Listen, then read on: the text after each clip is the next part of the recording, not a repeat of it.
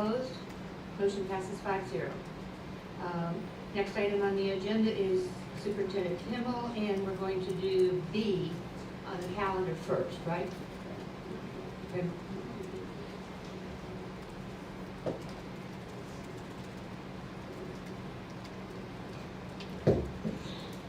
Good afternoon. Today's meeting, we called for an emergency board meeting because, as you all know, and I think most of the public knows and understands, that last Friday was our cutoff day for our full-time Citrus virtual school. And we extended it because, believe it or not, we were getting so many calls late Thursday night and all day Friday, we couldn't even answer all the calls, which is fine. So we cut the deadline off for Monday, and as of today, we are well over 2,600 students in the full-time virtual school. And those of you who have been in the schools, you know that is a major change in staffing, scheduling, class requirements, class offers, and everything else that we do to get our kids ready for the first day of school. So when we saw those numbers, and we knew that they would probably get larger and larger, but we wanted to give our parents as much time as possible before school started. That was scheduled for August the 10th. We wanted to make sure that we gave them plenty of ample time to make a choice for the safety and the health and the best decision that they could for their child and our students. So with that being said, I wanted to have an emergency meeting as soon as we could so that we could discuss the delay of the start date for school for our kids. So yesterday we worked on a plan that would, and I'll just, I'll just get into the plan and tell you what it is, and then we can talk about who, what, why later. You know that. The plan, looking at the calendar, because our teachers are on a 190-day workday plan, 196 contract for the year. So we looked at those days, we looked at the 180 days. The state is not, they will waive the 180 days for attendance for students, but they will not waiver on the seat time of the 900 hours. So with the delay of school starting, we wanted to make sure we had the days for those, the days for our teachers, support staff, everybody.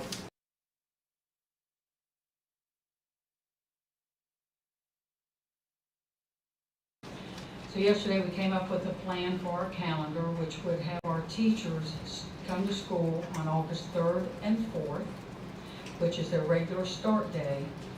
And the reason we're sticking with that as a recommendation is because, as you all know, we have changed our platform to Canvas.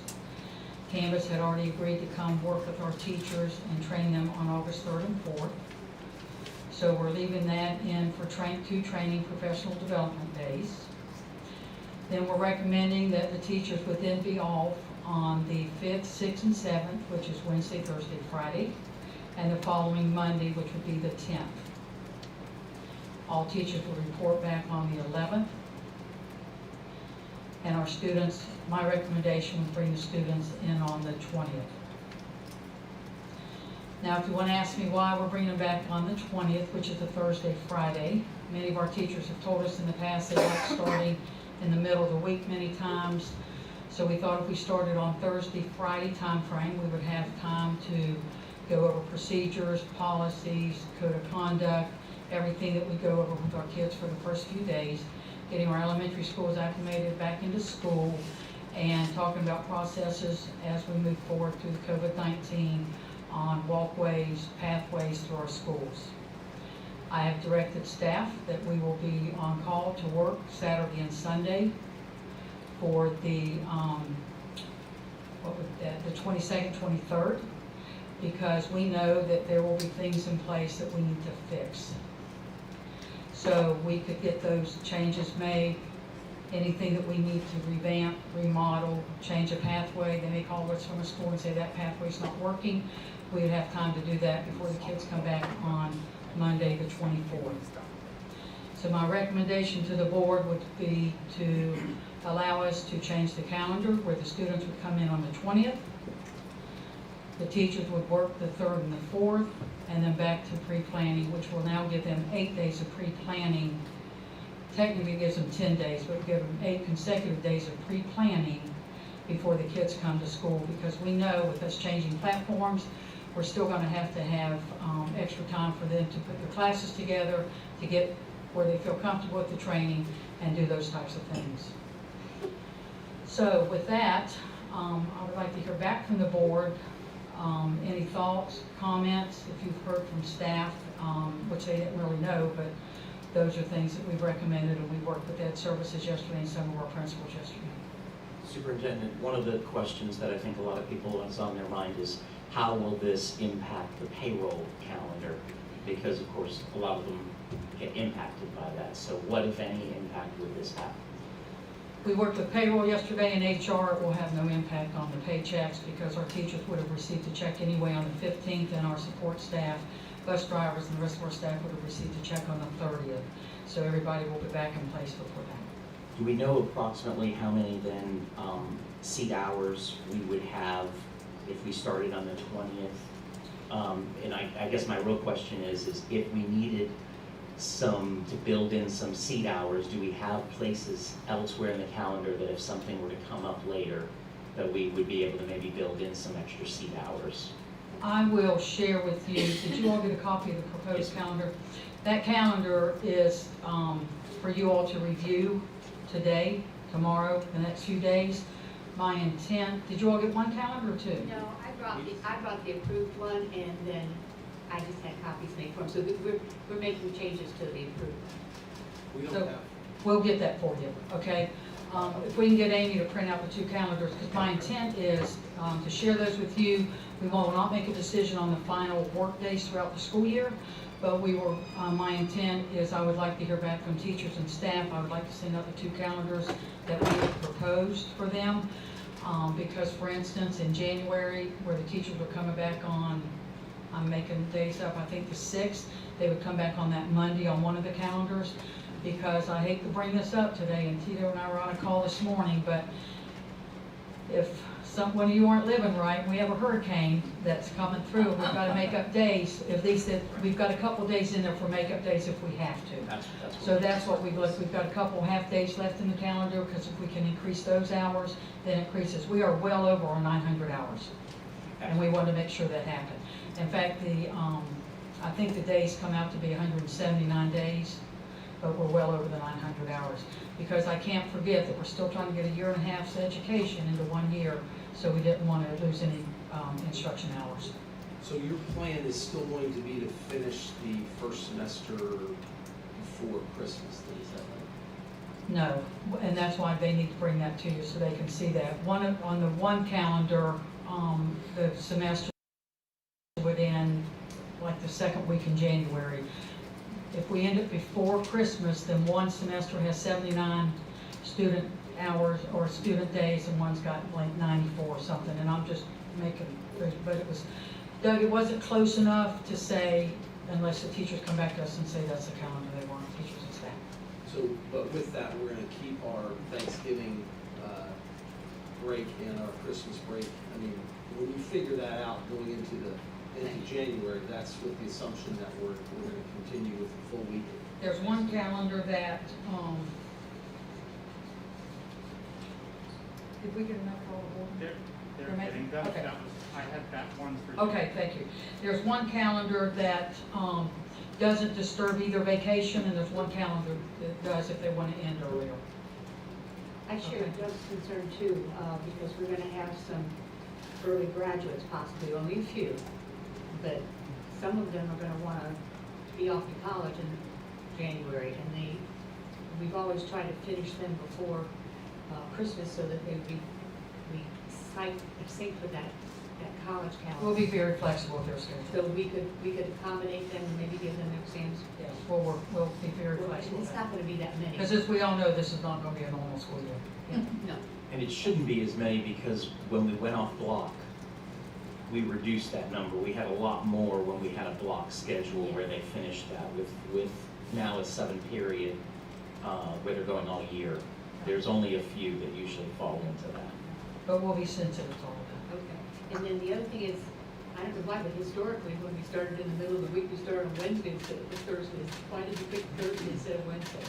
We picked Thursday because of the number of days and those types of things to make sure our teachers had enough pre-planning days. Okay. And I've got another question in regards to the Monday start, which would have been on the 24th, which would push it out 2 weeks. Extend summer vacation by 2 weeks, for the kids, that is. But that had been discussed with me by staff. Is that, and now there's a change to the 20th, so is that just been kind of a recent decision, or the movement to the 20th? We talked about the 17th, the 24th, and then I came in one morning and said, why don't we start on the 20th? Only because of knowing that everything's a little bit different than ever before. Also, the first couple days, all know the bus routes are absolutely challenging. That's a very good word, challenging. So we thought that if we could get all that in place, Mr. Dodd, before Monday, then we at least have time over the weekend to do bus routes and those types of things. So that was another piece of it. Madam Chair, point of order, if we can speak into the mics again, there's some people asking that, so we just need to make sure we speak up. Is that when I turn my head to face you guys? And Mr. Dodd, we're open to suggestions, okay? This is what we were bringing today for recommendation, and if you all need something different, we'll work on that too. The 3rd and 4th, I'm assuming, is to provide some professional development and then come and reinforce that professional development, then coming back on the 11th. I believe that ends up adding 2 days of professional development. Is that correct? Yes, because our teachers were scheduled for 5 days from the 10th or from the 3rd through the 7th for pre-planning, and now they'll be technically getting 10 days of pre-planning. Oh, right, I'm sorry. With the 2 days. Canvas had already scheduled the 3rd and the 4th with us, and we had already scheduled them to come in and do the training for our teachers, so that's what we were pretty well staying with that piece. Canvas, for those who don't know, and that's okay, is our LMS, our learning management system. We would be using that both face-to-face instruction, as well as we'd be using that if we had to go to either temporary distance learning, or if we had a quarantine situation in a classroom. Is that correct? That is correct. And then, so would Canvas then, that training take place on the 3rd and 4th? A lot of our teachers have gone online and already started some of their own training. So that training, yes, would go on the 3rd and 4th. It'll be split for half the teachers one day, half for another, and they'll be working back and forth with that. Some teachers I know, because we've got teachers that just will go home and play with it and practice it and probably have it down pat before they come back on the 11th. But we've still allowed a couple extra days for them to go back in on the 11th to allow them to be able to work with it, set up their classes, and get everything ready for school. Do we know if Canvas will then be available, like customer service or support after the training, so that if the teachers needed some questions, will, in their home, and as most teachers do, I know they're already this summer, I can tell you I get one right now at home that is saying, I need to get planning, I need to be doing this, I need my Canvas training. So she's done the 10 hours, so, will Canvas be able to support us, the organization, at that time? Ms. Worthy has met with them and talked to them several times, and there'll be a 24/7 hour or 24/7 hotline for them to call to contact Canvas. Excellent.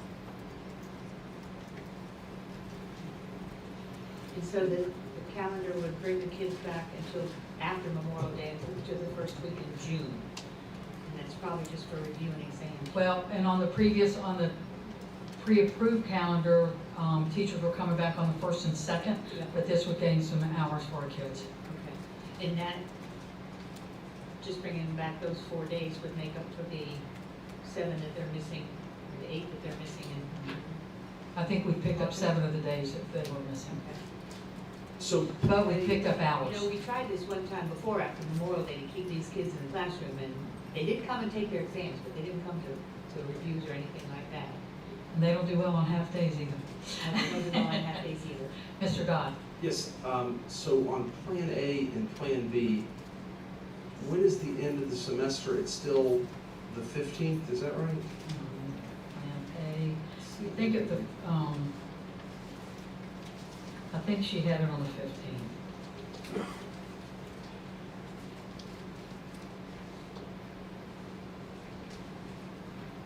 I think it's January 15th. I'd have to Yeah, confirm that with I her. see kind of a little outline around Outline. 15 on January, but it isn't identified. Oh, there, yeah, the little green line, the Yeah. little green box Yeah, behind green the box, yeah.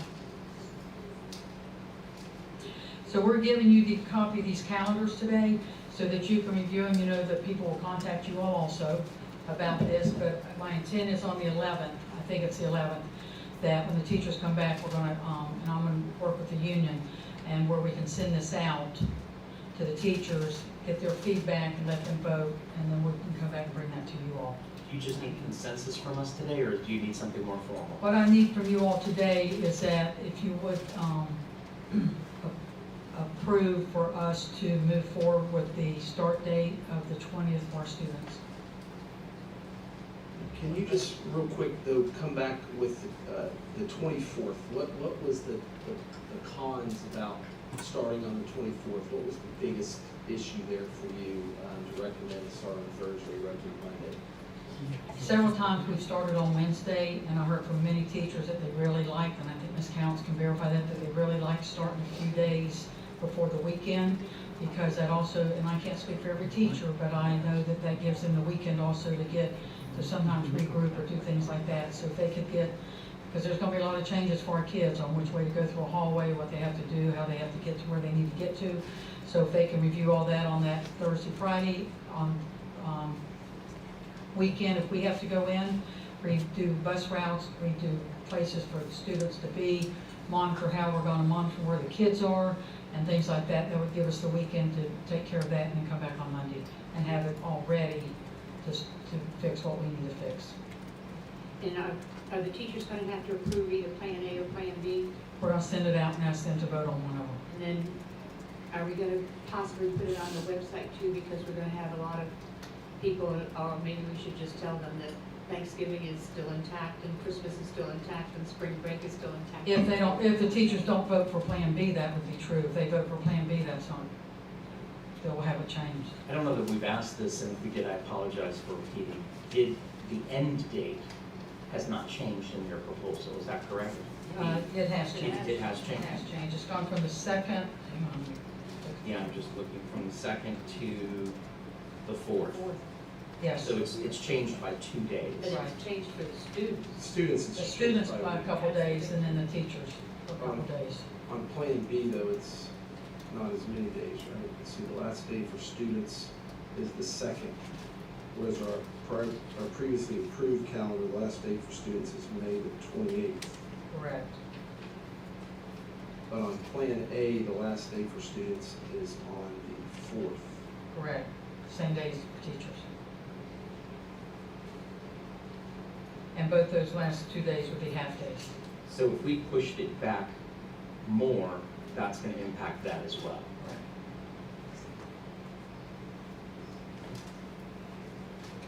And then on our sports calendar for fall sports, I mean, we're going to coordinate that around this calendar. I mean, I think it will have some changes there.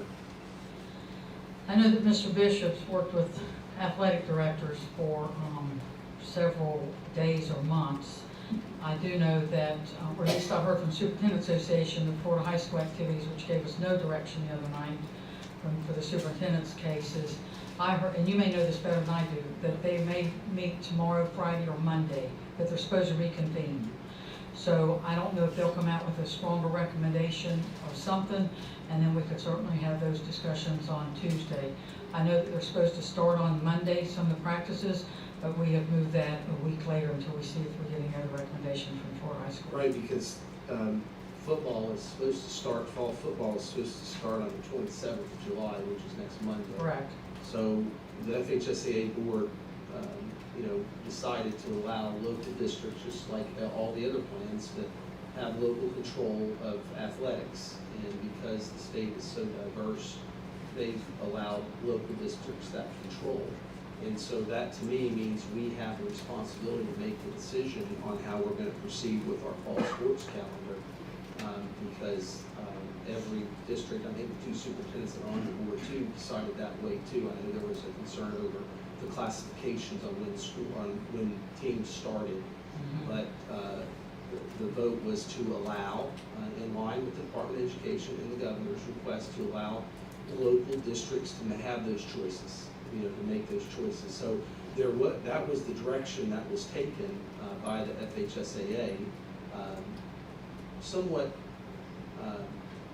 surprisingly, that the task force that met didn't vote for their own recommendation, right? And so it was decided that it's the fairest ways, just like for school starts, and just like with how we manage our schools, they wanted local districts to make those decisions on how to start and what to do as far as requirements for these sports. So we have volleyball and we have football that are obviously close quarter sports that we're going to have the ability to make those decisions on how we proceed. So that is important as far as for our parents and our students to know going forward. So I assume that we weren't going to be starting on July 27th, but I know it's not in this calendar, but it is a calendar event.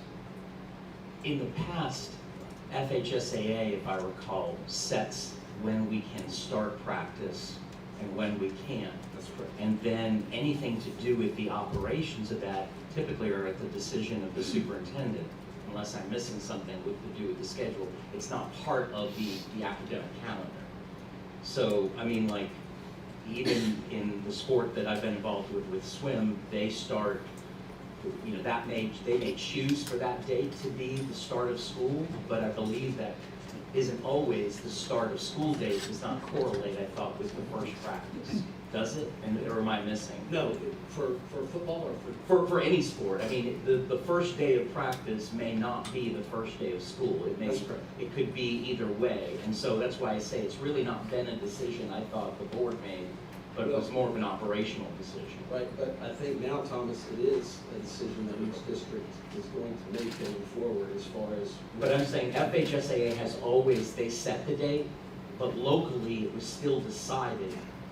You just couldn't start before a certain time, but you didn't necessarily, I mean, FHSAA, for example, in swimming says you could have started July 31st, but we may not have, the superintendent may have said, well, no, we're not starting, that's actually a school decision or an athletic decision through Mr. Bishop's office, and that may not start practice until the first day of school. But it was never one, it was always at the local decision of when they started. Yeah. It had to do with the calendar of whatever the athletics calendar was for those programs. Right, so then maybe better the question would be, when are we going to start those sports? I mean, because there is concern, widespread concern over, how this is going to look for athletics. I mean, and we're not even getting into the issue of fans and all those things. And I'm just talking about the safety and protection of the student athlete and what we're doing. If we're going to have a if we're going to have our own questionnaire, and I know they're using the National Federation of High School ones, but also a waiver, all those things that, to me, I would like to see us make a decision on as far as the calendar goes, like when will we be starting fall football, when will we be starting volleyball, those things. I know that Mr. Bishop has, you want to? Yeah, you can fix whatever I say. I know Mr. Bishop and the athletic directors between us and Hernando County, because I will tell you, I've been on, last week I think I was on 3 or 4 Zooms, 2 or 3 hours a day with superintendents across the state as a whole. And to address the Florida high school piece, we did want some direction, because I think we did get direction from DOE, and they said you will be open 5 days a week. You will open up in August. And I know some districts right now are opening the 31st. So they did get a little bit of guidance there to say, well, they got parameters for us to go from. And you know that I love sports, and you know I'm as competitive as the next one. But for Florida high school activities, to tell districts to have local control, and I appreciate local control, we preach about that all the time. But if Citrus County is going to open up on the 17th or 24th, Hernando County's already made the decision they're not going to open or start until the 31st. Their athletic directors have made that comment. I think there's too many moving parts for districts to make their own decision on when they can start.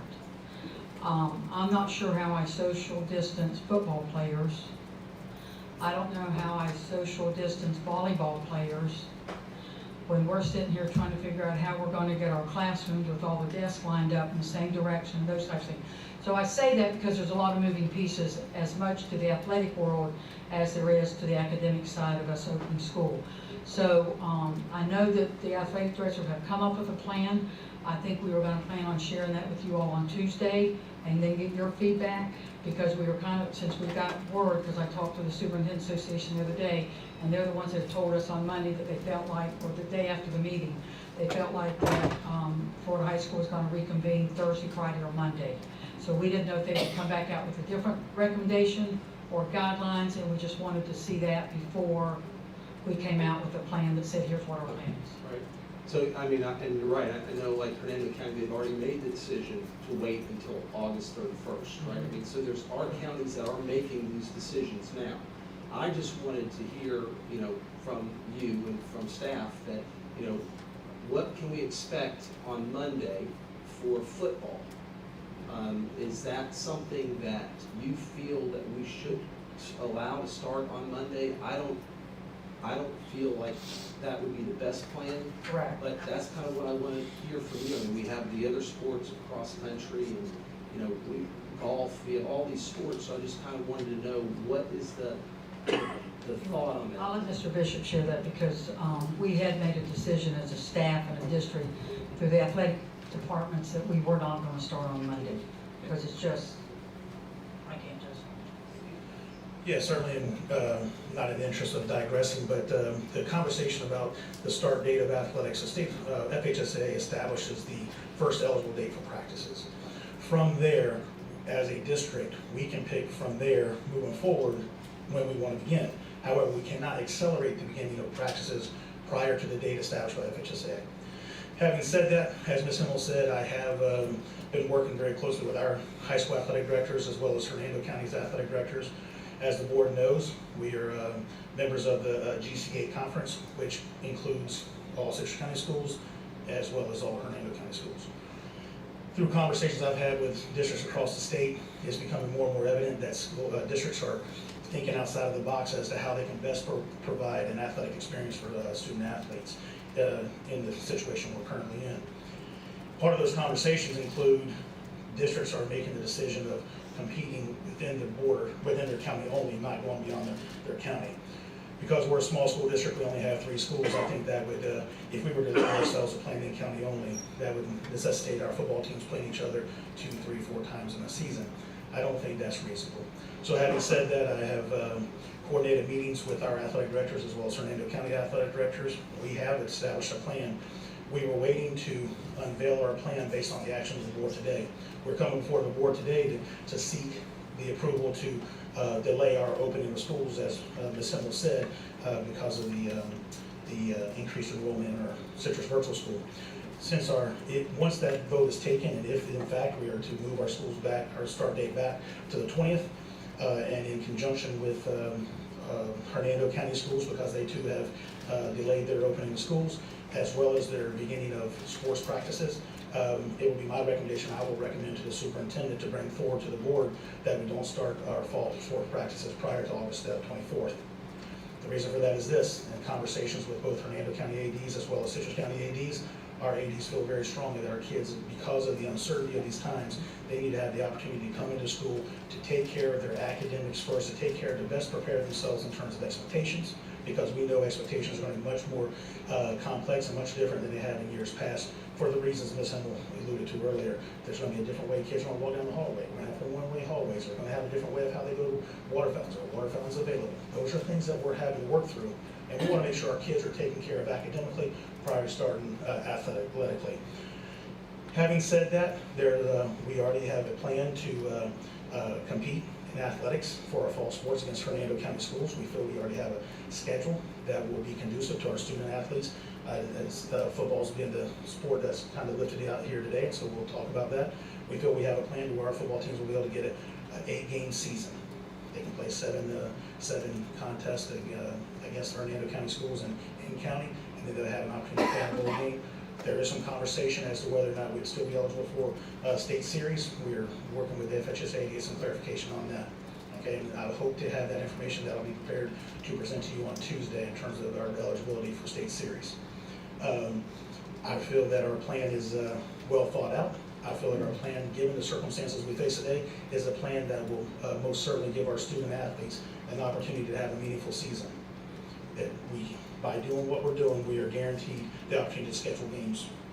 We're also guaranteed to give our kids an opportunity to play for a conference championship. And both those things are win-win for our student athletes.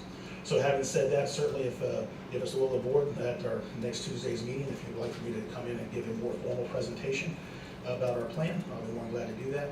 But the reason why that has not been unveiled up until right now is because we were wanting to know whether or not we have the authority to delay the start of our school year. Okay?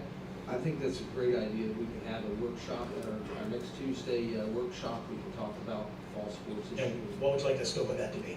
Just opening the sports? Yeah, I think just kind of what we can expect from the calendar, what we can expect from the recommendation that's going to be with football and volleyball. And then if we look at our other sports, swimming, golf, I mean, we have to ensure that there's locations for all those things. So I think it's a great idea. Absolutely. We'll be prepared to bring that to you on Tuesday's meeting. Can you, Ms. Powers, I know, because they'll, You hear me now? Yes, ma'am. Okay, good place too, and also, how does the college, people who come and scout our students, how do they fit in there too? Would you sort of include that in Tuesday too? Absolutely. And that will be different pursuant to each sport, but certainly we can capture that as well. And we will. Okay. Thank you very much. Thank you, Ms. Bishop. Mrs. Hamel?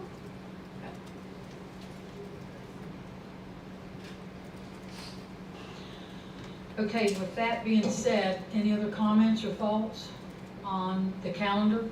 I just want to be sure, because we're going to get calls.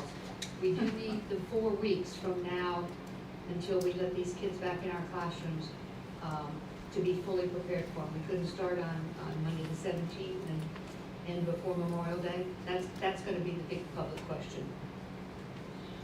I still will repeat that I believe that our schools need that much time for their master plans, because every one of their master schedules have started over. And I understand it. I know you do. Yeah, because master schedules You've been a part of that. done over the summer, long before now. I don't know how we've even progressed this far without any numbers. But that's the answer. I want us all to be on the same page as we're answering questions in the community. And so that's gonna be a biggie, because And I know that Friday was the deadline for virtual school, but we're being very flexible with that. You can go to that site. You can still fill out a form. You're still going to get a phone call back from the district or from the staff member.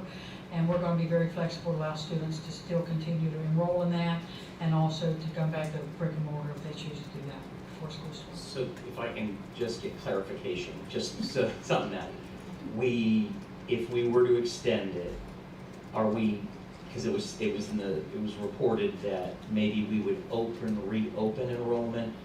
Instead, are we going to look at that then on a case-by-case student need? So while it's Basically, technically not reopening it, right. you will still be able to go through that process like if you were enrolling. Correct. And at this point, we're not telling anybody that we won't find a home for them. Correct. And you could say the process has changed, Okay. okay? Because they are filling out the forms and they are being called back from the district. At some point, we can't do that indefinitely, though. Correct. So we'll have to find and out. maybe that's not a today, but at some point, maybe that can be. So anyone who can, is thinking about and hasn't made a decision about virtual, this is the time. They need to, soon fill out their, go online, go through that process, and then staff will be able to assist them. Is that correct? Correct. So virtual school, then enrollment, we are allowing that to stay open a little further than. It's not open like it was, but you can Right. still go to that site, fill out a form, and we'll contact you. Okay. And we're still allowing them to get in. And then our virtual school's going to start on the same day Same calendar. as our brick and mortar, so that they're not going to be starting any earlier. They'll be the same Okay. exact day. And they have to spend the first semester in virtual, and then they could decide to come back into brick and mortar. Or stay the whole year in virtual. That is our intent, but I will tell you, we'll be very flexible, because I do believe that some people have signed up for virtual, thinking it was similar to last spring. And you all know that this will be a lot more intense. intensive for our students and our parents, and we're going to be very flexible, and I will just share this comment with you all. I was in my office yesterday, and they said, Diane from the governor's office is on the phone, would you take the call? And I said, of course, and I got on the phone, and she said, hold for the governor. So I had a 25-minute conversation with him yesterday, and he asked me that question specifically. Will you allow students to come back into the brick and mortar schools after they've enrolled in virtual and started? And we're going to be very flexible with that. And everything will be like a case by case. Yeah. Okay. We're not going to let them flip flop today, tomorrow, and back and forth like that, because we're going to have teachers in place. And just so you all know that all the teachers hired for virtual, we've only posted those internally, because if we have a big group of students who go back to brick and mortar or back to virtual, we've still got the same staff, and we're not, we'll still maintain our staff. So, and we're not talking about just the end of the semester coming back into brick and mortar, but you're saying on occasion, or if a parent were to request their child leave virtual and come back to brick and mortar, We're going to work with to them work. to make that happen. And I appreciate that you've been trying very hard. Staff, for those that are looking to go to virtual, you know, the question becomes, okay, when we don't have 2,600 virtual students, you know, will there be a home for me back at my previous school? So it sounds like when you've been looking at staffing plans that you've been taking that into consideration. So if a student does decide, I'm gonna come back there, there's space hopefully for them, and then God willing, there's space for that staff member when they're ready to transition back. Yes, thank you. Time frame for the teachers to give you some feedback on Plan A or Plan B? When we send it out on the 11th, we'll determine how many days, we'll email it out to them, and hopefully they'll get it back to us within a few days. It's not gonna be sent out today and come back tonight, so we'll give them some time to look at it So or we talk don't among have to themselves. Have it by next Tuesday? Correct. Okay. I just wanted you all to see a copy of what we proposed, just so you can get some thoughts, and you may have some other ideas for us. Okay? Any other from the board? I don't know, do you have any cards about the calendar? Deal with, calendar. I think they deal with calendar. You have to tell me as I call you. Rick Dozier, IB virtual brick and mortar. Have we answered your question? You may have. All right. Thank you. All right, we won't throw you away. Bernard Wells, student thought in school. Is that brick and mortar? Bernard Wells? There's a little delay when you talk to the Okay. kids out here. We'll just check to make sure it's not outside. Is there Bernard Wells? Reconsider the, Nope. well, this needs to go to. Yeah. I'll ask. Mr. Wells is not there? No. Okay. Um,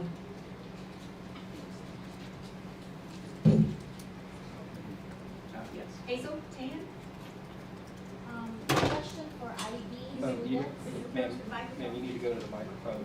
And I have to read one little statement before we do citizens' comments, and this is something that we read every time we do that. Each listed speaker will be allowed 3 minutes to make a presentation. Speakers are asked to address the issue at hand and refrain from using obscenities. That's why you mask guys are over here.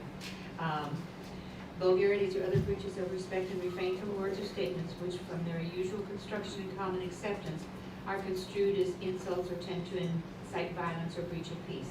We ask that you model, follow character traits: cooperation, responsibility, citizenship, kindness, respect, honesty, and self-control, and tolerance.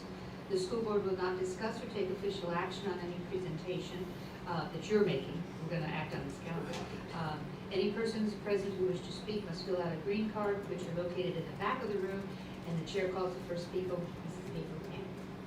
Right. Question with regards to IB students, because there seems to be in the website indicating that if they are IB and they go to FLPS, they have to be in the brick and mortar school. Healthcare person, I am very, very concerned. I train my children, but in fact, I have some stuff where they are fine with wearing the mask. However, when they get tired, they go straight to doing this, and that is an issue. We've seen that a lot, and so can they go FLBS with being in the IB program. Okay, I think Dr. Higgins is gonna field that. If I can interrupt. That's a question that So might be out of we- line. I can sit down, right? Yes. We have a plan that we're presenting to the school board. On Tuesday, we're workshopping that goes to the state. Within that plan is what we call an innovative learning plan for our academies and programs. So we are working on updating our website. At one time, we were not able to do that, but the state has given us direction to do that. So our IB students will be able to work virtually. We have a virtual process. Mr. Bittner is actually leading that process. So students are going to have that option to work in a virtual environment. Can you And just still be an repeat? IB at Mr. Lacandon High Bittner School. is gonna what now? Because that's really what we all are interested in. Mr. Bittner will be doing what for the process? He is leading the process with the IB staff to help develop what that virtual product will look like. Do we have to re-enroll our children? No. Okay. Nope. Make that Mr. clear, Bittner's- Dr. Hebert, that it's not available to online, the IB curriculum. Right, the IB curriculum is not available for virtual, so we're doing our own, what we call innovative learning plan to allow students to work virtually, but then still participate as a regular Lecanto High School IB student. Do they go to school for that? They stay home. You can keep them home, they can work from home, they can do it all from home. And we don't have to re-enroll in it? Nope. Okay, we'll just have to wait. Just wait, Mr. Bittner will be in contact with you, staff at the school will be in contact with you. And Dr. Hebert, while you're at the microphone, for those of us that are gonna watch on the TV, we've got academies in every school, the Electronic Academy, the Health Academy, DMT, Drafting. So would you explain this innovative learning, that how we're gonna treat some of those kids, say, Health Academy at Coast River High School, and explain innovative learning? All of our academies are going to have the option if students want to participate through a virtual environment. That means those students do not want to come to brick and mortar. Those students want to work in a virtual environment. The academies all have plans in place for students to be able to take their courses from home in a virtual environment and still maintain status at being, say, the Coast River High School Health Academy, the Citrus High School Computer Science Academy, Academy of Environmental Science, the IB Academy, as well as the Lecanto School of the Art. They've all created what we've called an innovative learning plan that allows for that. So it's a virtual option.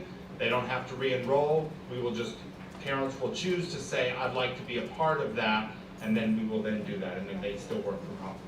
And this option just came up, it wasn't something that, we considered those academies right from the get-go, but this option for innovative learning, so our teachers in our brick and mortar classrooms are gonna do double duty, so that these kids can stay in their academies and still get their degrees and their certifications, so. And Ms. Counts, thank you for saying that, because it is not it's not that we can just turn a switch on. These teachers are actually gonna be providing, that are working with these, they're gonna be providing 2 separate environments at the same time, which is not what a face-to-face instructor would have to do, or a virtual instructor. They're having to do both. And I applaud these teachers that have done that. I admire them and I'm grateful to them, so thank you. The school administrators at each of the schools met with the staff of those teachers to say, are you willing, are you able to do that? And they've all said, we want to do what's best for kids, because that's what I think we're about. Our superintendent believes that, so they believe that as well. So we're working through that. If we would have been able to offer it through FLBS, obviously we would have, but FLBS doesn't offer many of the special academy courses that we want to offer. So. And this is truly a kind of a hybrid model that we talked about. For the academies, that they're going to be able to have that option. Now, one of the things that I did have a question that I was asked is, can a parent allow their child to go to school part of the time at the brick and mortar and then do virtual, let's say every Friday? Is that a part of that?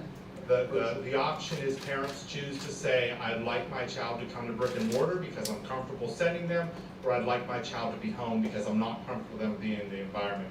So we're not offering the option to say, I want to come Monday and Tuesday, or then stay home. You're either 100% you want to be brick and mortar, or 100% virtual. Now you change your mind, even with any of the academies, we're allowing the option that you say, okay, after the 9 weeks, I'm ready to make a change. We then meet with you and then we transition you back one way or the other. So we're being very flexible with the transition from being virtual to being brick and mortar. Yes, ma'am?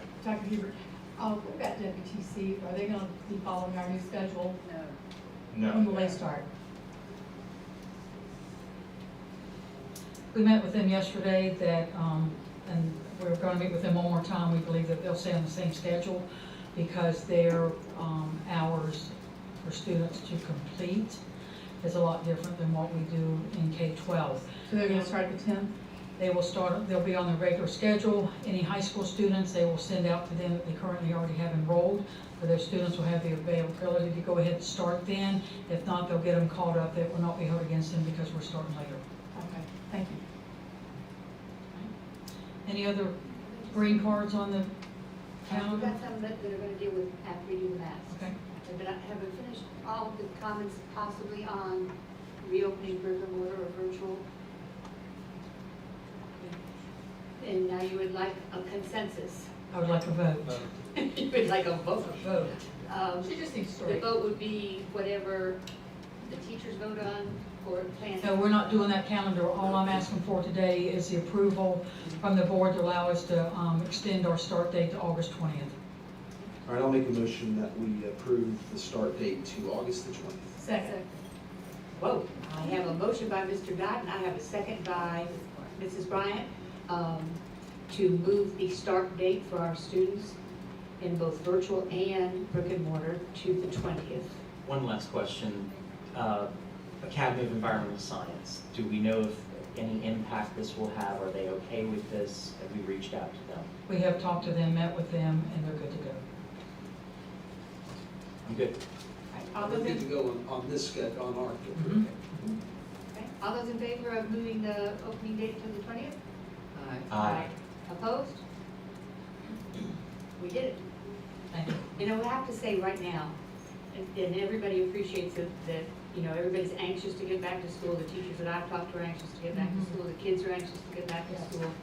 But they've got to realize that you can't just move a master schedule when you don't have the numbers and just say, oh, we're going to open the front door and everybody come in and take a seat. We may not have that seat available for you. So I have to give a comment to our staff, and we've had a committee of 50 people working on this since March on the opening of the schools, and I'm so proud of them, and I'm so glad they're here. So they really deserve a lot of credit for where we are today. And I would like to add a public comment about our teachers. You know, when you go around the community, sometimes people will say, oh, I bet the teachers had it easy when they were teaching virtual. And I make a couple comments, because I usually know these people, but, you know, when you look at what the state of Florida did last March, because again, I went to the chamber meeting on Friday. We talked to Commissioner Corcoran on Thursday night. He said, we are not closing schools, so I share that message. And even though people think I didn't know what I was doing or talking about, that afternoon at 4 o'clock, I'm on a press conference watching the governor and said, we're closing schools. So, and our teachers had to do the same thing. So I just want to commend what our teachers and staff did last spring. They took the bull by the horns, and I'll pick on Terry. I think I saw him dancing or something in a video for virtual PE, and I always said, I wish I knew how to do PE virtually, but Terry and them figured it out. So, you know, our teachers were doing that, and we talk about the fall, and you talk about the pre-planning and the training. We're going to have teachers teaching virtual. We're going to have the same teacher teaching brick and mortar, and there's just a lot of things that our teachers are going to have to step up to the plate, and they always do. And I don't think that, and I'm hoping that last spring raised the awareness and the respect that our teachers deserve. So I just say that publicly to you. I'm preaching to the choir, but a lot of things happened last spring and will happen on the 20th. No matter what we've done, the 20th will be a fun day. All right, so if we don't have any more comments about the calendar. Just one more. Yes. I went into a restaurant, and this little girl that I taught, a full-grown woman now with children of her own, and she said, thank you for being a teacher. And that's, I know, it's sweet. Because she was busy with her children, and she knew Very some good. things that she didn't know before. There's a lot of respect out there for them. Okay, our next topic, probably the one that has the most I'll say not heated, but difference of opinions about the mask. Didn't say needed. We've talked for several weeks about what we want to do with masks. We've watched, we've gotten comments from, I've worked closely with Tito from the Department of Health. We've read the CDC guidelines. We've followed some of what other school districts are doing. And our recommendation to you today will be about our masks for our staff and our students. And what I would like to recommend today, and Mr. Bradshaw has come up, if we decide to do this today, then we will need something called staff, student, visitors, anybody on, okay, we're gonna talk about masks with human beings on campus. So he's got a draft emergency policy, if we all agree to do this, so that you all can review it, get back to him, and we can bring it back so we can get it published and get it in the paper so parents will know that. So he can go over that in a few minutes. But my recommendation to the board today will be that we will require masks on school buses, because I don't think that I'll have any school bus where there's 15 students on it. So I would like to require masks for our students on the buses. I would like to require masks on our students, especially at the high school, middle school, when they're changing classes. Because you've all been a high school student, and keeping students apart from each other will be a challenge. So technically, if you're in a seat, and this isn't what the policy reads, but if you're in a seat, such as in the classroom, and we're right now working with our administrators at each school, we're working with maintenance and everybody, we're working where we can get the desk as far apart as possible. We're getting them to where they're all facing the front or in one direction, because you know you've walked in many classrooms where they had the round tables or they had 4 desks facing each other, and we're doing group projects. We've got where they've got the little reading groups in the elementary world. So we're going to have to meet with teachers and staff and limit many of those activities. So if we require it on the buses, in the hallways, if the student is up out of his or her seat, that student should have a mask on. If they're walking to the cafeteria, they should have a mask on. If they're going to the bathroom, they should have a mask on. So we'll have to come up with a plan for the individual classrooms. I today am not recommending a required mask for kindergarten through 2nd. Those classrooms are usually, and we'll keep them smaller, you know, where they've got 18 students, we'll get the desk as far apart as possible. We know that teachers sometimes need to see the kids' mouth move, especially in the younger age when they're teaching them speech and things like that. I've got for the staff, what we will work with the staff and what they're comfortable with to maintain their social distancing, the 6 feet away. And if they can't do that, then they'll be required to put a mask on. I'm even thinking teachers can take a piece of tape, put it in front of their desk that marks 6 feet from their chair to the desk and things like that. So there'll be a lot of things that we're going to want to put in place with this mask mandate, that we'll have to go to individual classrooms and try to make it work and do the best we can, and work with our students and remind them how important that is. They are in the process of getting like arrows put in the hallways for one-way hallways where feasible. Not every school's made for that. We're getting areas where, and you'll see a lot of this on Tuesday when we bring the plan to you, where if a student's going to clinic, they'll have chairs outside 6 feet away where the students will sit in those. So there's a lot of things going on right now to make sure this happens. But today I'm asking for you to allow us to mandate masks on the bus, and technically when the student's out of his or her seat, like when they're walking between classes and those types of things. And I'm open for discussion. And mandate for visitors. If a visitor comes to campus, we're going to limit visitors, we'll be limiting parents, we'll be limiting vendors coming on campus. We are probably for the first 9 weeks, there won't be volunteers in our schools. So we'll be limiting that because we're trying to limit the number of people on our campuses. It's not a ideal, happy thing for parents when we tell them that they can't walk their little ones to class the first day, but it's just one of those things that we have to, it's reality right now what we need to do. And I'm going to bring up exactly what I brought up the last meeting. You know that. We have, hopefully the 2,500 that are going into virtual are, I'm not going to wear a mask people. But right now we've got a very volatile country. They had deputies at Walmart yesterday stopping people that didn't have a mask. So when we offer a mandate rather than an expectation, I am concerned about how we're going to enforce it. I brought up the bus driver at the last meeting. When that little child is standing on the corner and she doesn't have a mask. Now, we're gonna give our bus drivers masks and ask that that little girl put it on before she gets on the bus. But what if she comes from that family and says, my daddy says I don't have to wear a mask? They could do virtual school. But we're gonna leave her on the corner then. We will not leave any student on the We corner. don't need students at all.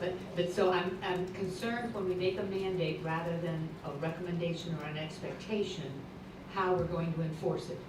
If we have people that, if we have a teacher that says, I'm not gonna wear a mask, I have a medical condition and I'm not wearing a mask, we're gonna have to make exceptions to some of Well, these. when you see the policy, there are exceptions, because there are things in the law that we cannot But force. if we just But have, when you talk about enforcing the mask, we're gonna have to treat this as a dress code. That if a girl shows up, not dress code, policy, but correct, but still, you know, we enforce other things on campus that people do not wanna do, so, we'll just have to deal with those on a one-on-one basis. okay, but just as long as it's covered and they understand, I mean, a mandate says that we're expecting this type of behavior, and if you don't do that behavior, you're subject to discipline. And I think the masks are hopefully not gonna be around next year, but I just don't wanna get into, I don't wanna get into a battle that we're gonna lose the war on. Do we not think it's gonna be a challenge? It's gonna be a huge Yes. challenge. And I don't, And there's gonna be a different scenario every single day. yeah, and I'm just looking at people outside and the community punching one another, and God, I think Orlando, somebody pulled a gun on somebody who wasn't wearing a mask. Do I I think just don't that- wanna bring that temperament into our schools. And I also think that if you all agree to do this, or whether you do or don't, that's up to you, but I believe that there'll be parents now come back to brick and mortar, but I think there'll be parents who leave, because I was at the grocery store last night, and I had 3 different parents tell me, do not mandate masks or we're going to virtual. So there's a temperament out there, it's a Yeah. little split, but we have to do what we think is in the best interest of our kids for the majority of our kids. But we can't do it with just a recommendation and expectation. It has to be a mandate. My recommendation today will be a mandate. Unless you all change it. I think it's probably, yeah, It's fine? I just want to thank Ms. Himmel for her plan. I know that she and staff have worked really hard to come up with this, and I know it wasn't easy. Thank you. Scott? Yes, yes, I too am, pleased. I mean, we've got to err on the side of caution and voting, for the safety of our children. And, it was brought up last week, and we talked a little bit about it. I think it's a good plan. My question on the buses now, if we're not going to have K through 2nd grade wear masks in school, are they going to have a mask on when on the bus? We are going to require that, right? So those confined areas, the hallways, those things, that's important. I know you said we're gonna try to social distance as best we can in the classroom. And we can talk about this more next Tuesday, because, I do have some of the questions about how the classrooms are gonna look. But, I think for our teachers' sake, that the ability for them to be able to teach without a mask, as long as there's social distancing, is a good way to go. I mean, and that, your idea, and you're talking about the line and about making sure that's the case, I mean, that is common sense to me. I mean, if we social distance, we're social distance now, 6 feet apart, we don't have masks on, and I am good with that, but I do fully support your recommendation or your mandate to require masks at this level. We may get pushback from some people who want it across the board at all times. But I think if we focus on the social distance aspect of it, and we try to manage the classroom as best we can, and you mentioned the numbers on the bus will be less and all those things, if we can manage that, I think we'll be providing for the safety of our children much more than if it was just recommended. So I agree. Mr. Kennedy? I too want to echo though, the superintendent and I have talked for weeks about masks, and I appreciate, because I know this has been a hard decision and staff has really struggled with this. My concerns initially, as we've talked about, is first, is how we're going to legally deal with it. And I'm gonna ask Mr. Bradshaw a couple questions here in a minute on that. The other one has been what Ms. Counts touched on, and that is, how do we practically accomplish this without this becoming a burden that is impacting academics in other ways? And I think that the approach that you're talking about with the policy is bringing some common sense to that, and to trying empowering both the parents, the students, and the teacher, and addressing that. And I think that that is it, because there needs to be consideration of all of those parties. I would, Mr. Bradshaw, if I can ask you a couple of questions because I did have some legal questions. And Mr. Bradshaw has actually been one of a number of phone calls that I've had over the last weeks in particular, but certainly over the last week, and I appreciate you working through some of that with me. No problem. First of all, the concern I did have legally is that the dress code really was not one that I thought addressed the legal challenges of this. And Well, it wouldn't, because the dress code only applies to the students. And so if you're going to mandate masks and make it across the board, then it needs to be a rule or a policy that the school board implements. Because it not only will affect students, it'll affect students, teachers, volunteers, vendors, parents who want to come onto campus, and although you're going to limit the amount of interaction that they're going to have, it's you're either requiring everyone to wear a mask or you're leaving it up to them. If you're going to require it, it needs to cover every single person who's on campus, or in a facility, or a school bus, or district-owned vehicles, all that. this is a 90-day policy. It will not automatically renew, is that correct? It's an emergency policy. It expires by law after 90 days unless the board renews it, or during that time you go through the other process of making it a permanent rule. And as far as addressing when someone has issues with regards to their health and diagnoses, there will be waivers or exceptions that meet the law to ensure that they are. There are plenty of exceptions that you have that I've built, into this. There are certain people who have phobias or medical conditions or anything else that would prevent them from wearing a mask, and they would need to provide a doctor's note or something along those lines. There are certain times when you won't need to wear a mask if you're outdoors and socially distancing. If you're inside and can social distance, then it's always not necessary. During healthcare, going to the clinic if they need to look in your face or in your mouth.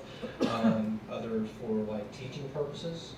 I know there are teachers who are trying to teach students how to speech pathologists or language therapists and everything, that students need to see, the mouth move to be able to do those words. And then in those instances, the teacher should wear a face shield during that time. So there are plenty of exceptions that are built in to hopefully cover most everything that I could think of. Is this policy being then the statutes that enforce it, are they based in health and safety? Yes. Health, safety, and welfare. And this policy, we haven't seen the policy yet, so I think you're still working on it, but. I have a draft. When Ms. Himmel talked to me, I went ahead because I didn't want to try to wait to hear what your vote was, so I kind of come up with a draft.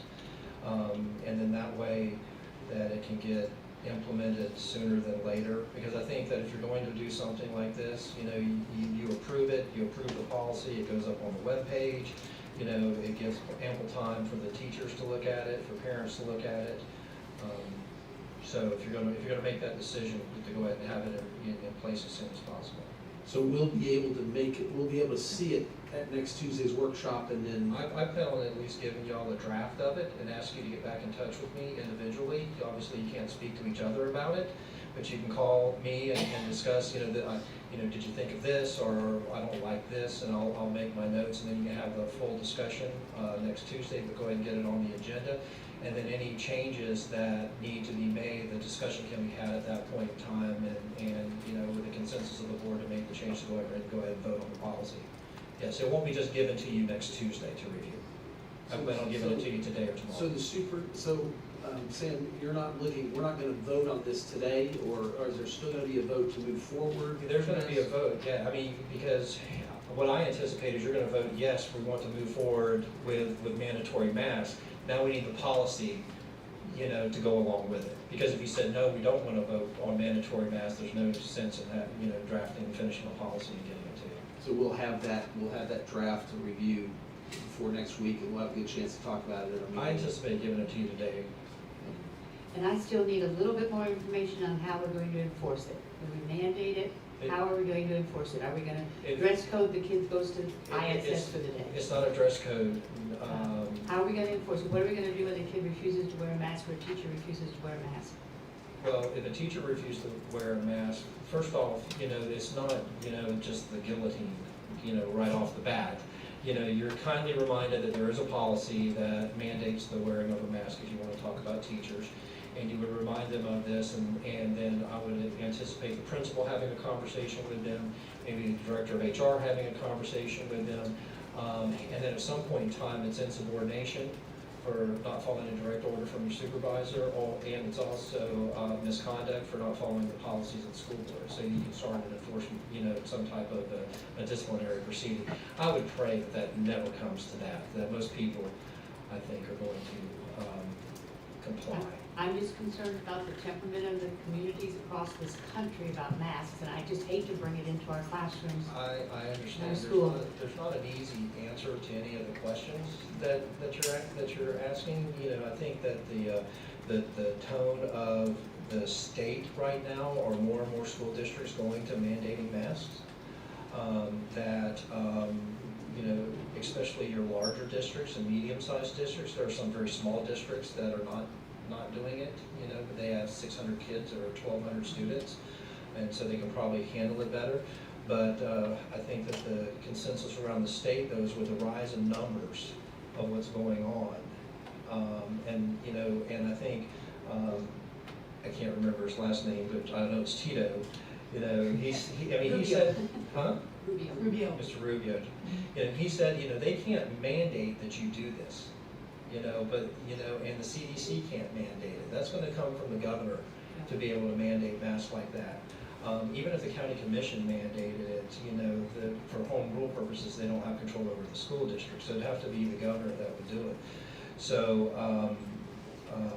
it needs to come from you. But there is a rise in the levels of the positive test, and I'm certainly no expert on any of that, but I think that the concern is there that when, without the ability to social distance, that it's, a lot of people feel it's important if you're not going to be able to social distance. Because that's the recommendation from the CDC. Obviously, it's up to the five of you whether or not you want to mandate it or not, or just make it a recommendation. But we're in a situation where the governor hasn't mandated it. Now, county commissioners in Citrus County haven't mandated it, so we'll be the first. And you get. And that puts us right in the line of fire. No one ever said being an elected official was easy. Yeah. And then, one other thing that's coming up out there in the community that's raising a lot of cane is First Amendments. What are you gonna do when we're challenged with the first? You can't tell me that I have to wear a mask, so I have a right to come in here. Well, I don't The think. public schools, The First they Amendment. deny them. Well, they do not have a right. I think There is the expectation, and school districts for years, since time immemorial has said, we welcome our parents in and everything else. But if a parent acts up at a football game, they don't have a right to be there, we have them removed, and if they continue on, we have them trespassed. Okay. They follow our rules. Okay, so we'll discipline the children, and we'll discipline our teachers, and we'll discipline our bus drivers if they don't follow our mandate. And their parents. And then- I'm not saying that we will discipline them, but it is built in there that you could discipline them. I would imagine and I would hope that with some explanation of what our expectations are and going over the data with people, that if y'all choose to do this, that people would go. I can tell you, if, everything's online now, but I still have the old policy manual that was in a 3-ring binder that's that thick. I have one, it's that thick. And I will bet you that if you survey all of the teachers and staff and everything out there, there's policies in there that they do not like, but they do it. Mr. Bradshaw, and that was one of my questions, and I think you gave me more comfort in that because this is not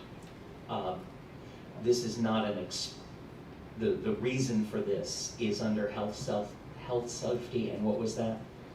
The health, safety, and welfare. And welfare.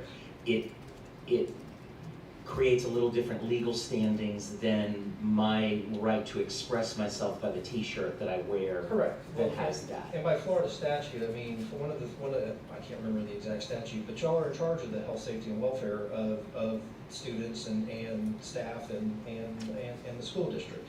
So I think, you're on good grounds to be able to implement this. And then, as far as, have you looked at other districts' policies? And I think because there's a number of districts, I think I had 16 or so as of Friday. Yes. I'm sorry, I didn't mean. No, are the policies the same, or are they as different as we have, people? I think that each district drafts their own policy to suit, their own district's needs, but the majority of them, the basic core of them are pretty uniform throughout the state. And that being that they are being mandated when social distancing is not Correct. available. Correct. And then if anyone doesn't have anything for Mr. Bradshaw, I wanted to see if maybe we could ask Mr. Rubio some questions. Okay. Well, I just, I'm sorry, yeah, with Mr. Bradshaw though, and like Mr. Kenny alluded to, and I just wanted to, I know Ms. Counts, you had said that we were the first, but there are many other school districts, I mean, even her. No, I'm saying we're the first of any government entity in Citrus County to do it. Right. Yeah, I know the other guys have done, but they also they're coming in from cities that have invoked the mandated mask in their areas. But we don't have anything in the county, we don't have the governor backing us, and we're first out. And I just hate to burden our teachers with another thing they've got to watch out for. Governor's politely left it up to you, Ms. Counts. Yeah.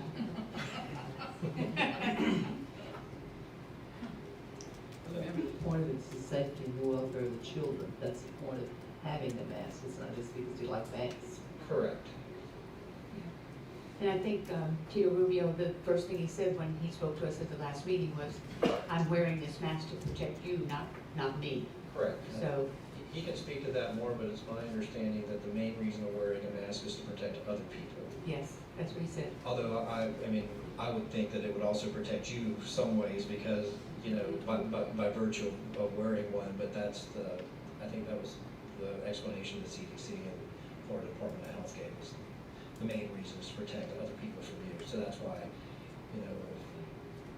Yeah, and then this is probably a Mrs. Himmel question, but if we have a teacher in the classroom and they decide, I'm just not gonna be concerned if a kid is not wearing a mask in my classroom, or how you gonna police this thing? The teacher's gonna have to run them up to the front office because they're not wearing a mask? well, I think that What are we gonna do with those are things that are gonna evolve as situations start to arise. It's hard to think of every single scenario and come up with a plan for it. I don't think there's no playbook on how to handle a pandemic in the United States, or No. especially in the school system. So you do the best you can and kind of tweak it as we go along. So then, that's just a reservation I have with the idea of a mandate rather than an expectation or a recommendation.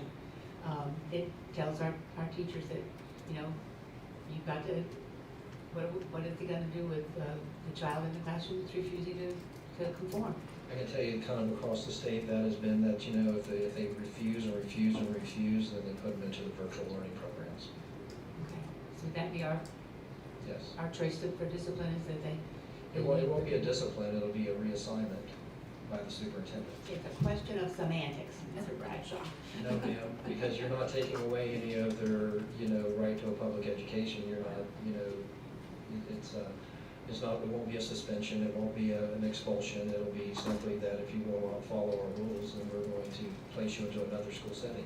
Same thing that we do with students that are, when we have behavior problems and not everything comes before the board on student discipline, the students get reassigned to other schools because of certain issues, and that's also for the health, safety, and welfare of the students and the staff at certain schools, so, Okay, I like that analogy. yes, ma'am.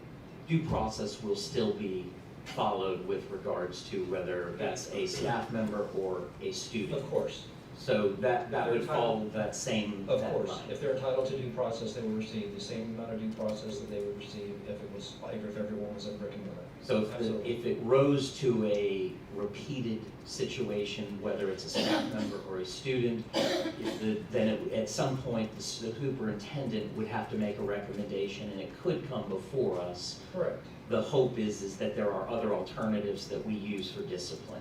Absolutely. That's why I said at the very beginning, it's going to be a learning experience for everybody, including the students and the staff. And so, you need to, steel fist and a velvet glove or whatever, so you go in there and you try to, to make things work as much as possible. I can't tell you that you will not have students and or staff and or vendors and or parents who are going to just flat out refuse and make, that this is not what they're going to do. But, if y'all pass the policy and make the rule, then the superintendent and all will deal with it on this side, because we'll follow the policy.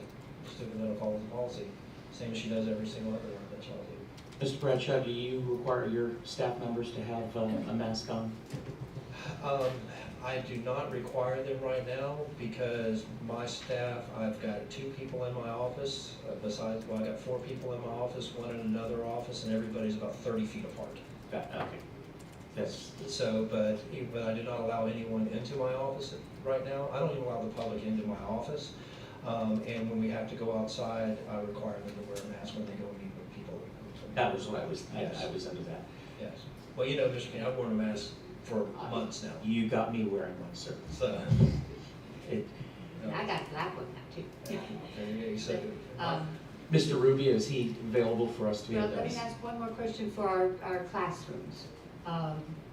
We've got some things that you mentioned that were gonna be exceptions, but we've got particular classes, band and chorus. Correct. And so in the classroom, the children can remove their mask if the curriculum requires them to. If the supervisor allows it, they can socially distance. If they're playing some musical instruments. Ms. Counts, that's in our plan that'll be brought to you on Tuesday about chorus and band. And right now that band directors, chorus teachers, and them may have different plans for inside because, and you can ask Mr. Rubio, he can answer this better than I do, but when kids start singing and playing instruments, there's a lot more molecules coming out of their mouth, and therefore they may have to find a place that's a lot larger or practice out or do those activities outside. Okay. So, but They they've got that in the wear a mask plan. if they're outside, They'll bring that to you. If they can socially distance. if they can socially distance, you can do that. You can't run outside and everybody get into for lack of a better term, a huddle. So, Really? And then, Rubio said, 15 minutes in passing, and I kind of took a little breath with the kids passing from class to class, because I think 4 to 7 minutes is our usual passing time on our campuses. So, but we're gonna require those masks when they leave the classroom and they're passing. yes. Because you won't be socially distancing in the hallway. Right. Yes, ma'am. The one-way hallways, Not all of them. not all of them. I can tell you that when I've been to other counties and not in school, obviously, but the expectation was when you went out to eat, you wore a mask from the time you walked in till you went to your table. When you sat down at your table, you could take it off. When you got back up, if you had to use the restroom, you put it back on to go and use the restroom. When you came and wear it all the way until you get back. So there were counties that have, and there weren't any fist fights outside.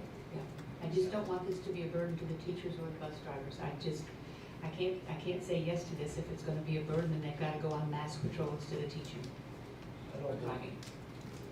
Well, you know, I can't promise you anything, but really outside of, limiting, the amount of students in certain areas, and if you think of it like this, if students are congregating in certain areas, they're under supervision there anyhow. So, if they're in courtyards and things, they're just not out there by themselves, so we already have people. And it's no different than looking to see if you've got something offensive on your shirt or you're not complying with dress code. It just doesn't work well being a dress code. Because it applies to adults. Because it applies to adults, yes. Yes. So I don't believe, and I think that probably after the first couple weeks, it's kind of like when the kids come back to school and then, and they dress code them for a good 2 weeks because, the clothes that they bought, that mama bought them or daddy bought them, don't comply. And then after that, it kind of settles down after that. Did you see the Dennis Menace cartoon in the paper yesterday? No, ma'am, I don't. Well, the one child had on this mask, the other child had on this spaceman mask. And he said, but it's a mask. But it is a mask. There's. Are we gonna have that problem if we mandate masks and we're gonna get all these? There's a definition of what qualifies for a mask. Okay. Just check. Okay. When you mandate something, I have a problem with that when you don't know exactly how we're gonna go and, No, ma'am, I put in here, commercially produced mask or cloth face coverings, and I give the link to the CDC website that tells you how to make one if you want to. okay. I just don't want any fistfights in the hallways. You're gonna have fistfights in the hallways whether you have a mask or no mask. But, That's usually over girls now. But hopefully not over wearing a mask. Yeah. Mr. Bradshaw, thank you very much. I know the amount of time you've spent on this one issue is monumental.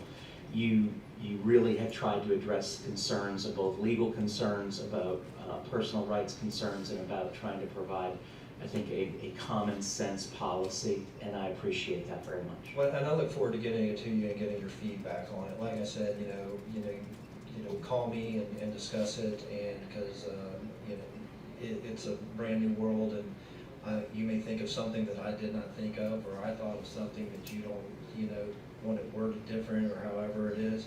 But I've tried to be as comprehensive as possible and cover as many things as possible.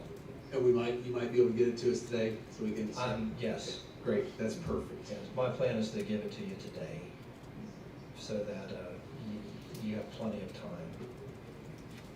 So that we can, because if you vote to move forward with a yes, then, my suggestion would be to implement. It's an emergency policy. It's only good for 90 days unless you renew it or turn it into a permanent one.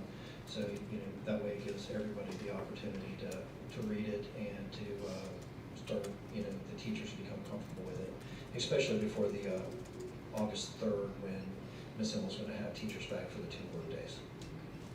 So, and I did speak to Ms. Blair, and if y'all do implement it, I spoke to Ms. Blair about when I do the code of conduct video, I'll go ahead and do, and she says, I'm doing a video on this, and this, and I said, well, let's make sure that we do one on this policy to go out to staff and teachers also.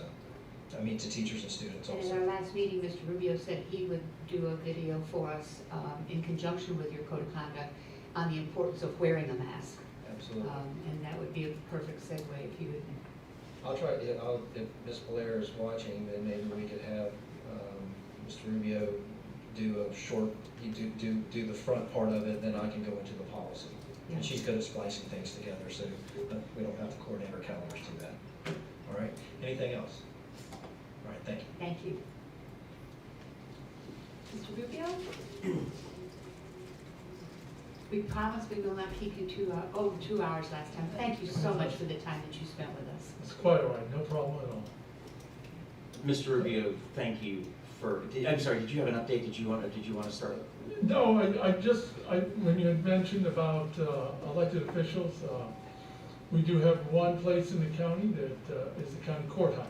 Yes. The administrative judge did issue an order that everyone entering the courthouse must wear a mask. So that is already in place in our county, as a reminder. No, that was an excellent point. Mr. Rubio, first of all, thank you for coming. I did learn that through this, since the last visit you had, that not all of some of your colleagues do this. And so I'm grateful that you are willing to come forward and answer our questions. And I'm grateful that when I've had a question too, I've called you and you have helped me out, and I'm very appreciative of that. I know you haven't seen the policy, so I'm going to talk in as much of the information that we have. If we were to pass a mandate that restricted that all students and staff would wear a mask on a bus, and that a mask would be required when social distancing is not available, is that consistent with what you think is the best practices of what the CDC and the Department of Health is suggesting and recommending? Well, not only would I say that the Surgeon General just reissued his health advisory yesterday, the 20th, it came out the 20th. And clearly in that advisory, he again has reiterated the importance of wearing masks by the public who cannot social distance. And also in that advisory, he laid out when exceptions to mask wearing should be used. So I know I have furnished a copy to Sam and her staff, so they have that. Again, I think I received that yesterday, but it was signed on the 20th. And so we will work with you and make sure that those are part of your policies and help you guide with that. But again, mask wearing right now is probably our #1 defense that we have for this virus at this time. Thank you, that's what I have. Any other questions for Mr. Rivera? I just want to mention, Mr. Rubin also serves on different committees within the county to bring health information and mental health information, so he's a very busy man. And I have 5 public green cards. I had a question. Yeah, so I don't want you to leave after you're done with us. We might have some citizens that might need your answer to. Well, that one. Yes, Mr. So one of the things I think would be good too is for us to talk a little bit about, taking off and putting on the mask. There are people that feel like the mask should be mandatory from the time a child arrives at school to the time they leave. And obviously with what the superintendent's proposing, what we've talked about is that they would be able to take their mask off. And, I've had several people talk to me about how dangerous that can be with, setting it down on the floor, on the desk, or, So I think it would be good for the education piece too. Hand washing, all these things are still gonna be a huge part of this, and, we'll have to, as parents, make sure our children understand, the importance of not touching their face and mouth, and, making sure their masks are somewhat sanitary where they put them. But, what would be your recommendations on that? Well, my first recommendation would be to have hand sanitizer in the classrooms, where if your classrooms don't have a sink, I know that probably in our younger education, in our K and 2, I think, probably have some sinks in those classrooms, but in those that don't, I would definitely have hand sanitizer. So if I were to remove my mask, I could hand sanitize, and then when I put my mask on and go to the next one. I think those would probably be some recommendations that we would look at.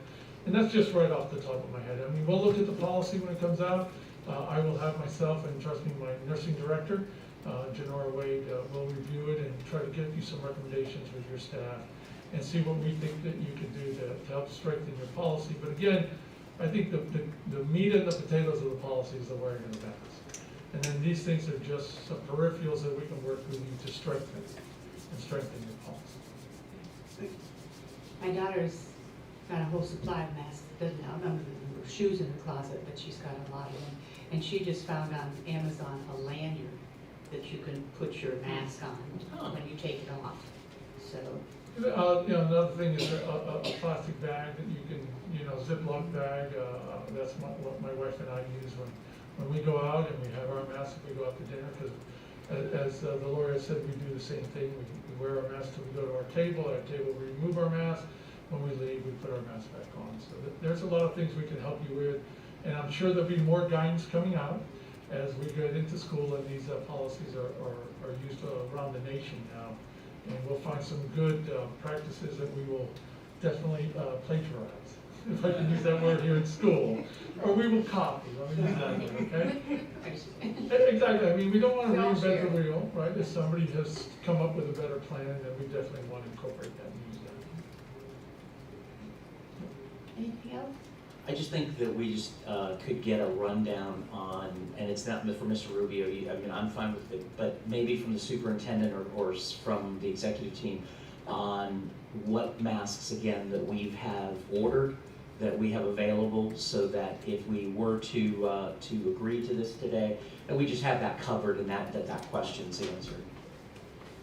Also, I'd like to see, what they see our high school and middle school children doing at lunch with their masks. Obviously, that is something that we'll take a look at and see what we can find for you and what we think would be, again, the best practices that we Thank you. can recommend for you. And the other side, I think I mentioned earlier, is the other side that we look at for recommendations are the American Academy of Pediatrics, who has come out with a lot of recommendations for return to school. We will, again, work with them. They're a great organization who is always out to the best interest of our children, and so we will look and see what we can find. Thank you. And Mr. Mellon, are those the same white masks that they gave us at the last meeting? Yeah, so every employee will get a 5-pack of these masks, and then we've got more of these on order. In addition to this, I think the latest count this morning was we have about 750,000 masks in the warehouse. Children masks, adult masks. We have about 400 face shields. We're ordering more face shields.